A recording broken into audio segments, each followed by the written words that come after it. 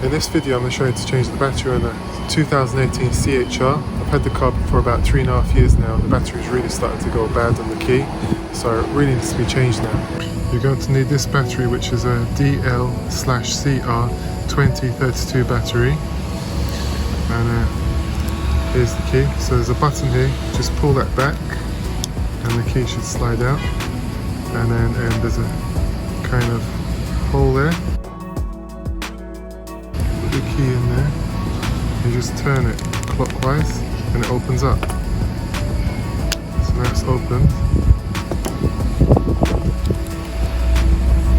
There we go. And the battery should slide out. Just pops out like that. Then get another battery. Pull the sticker off this battery or it won't work. Get the sticker off. And then put it in.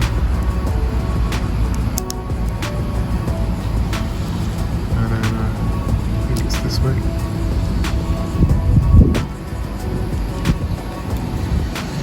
Yep.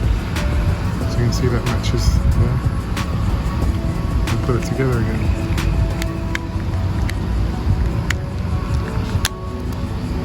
Close it up.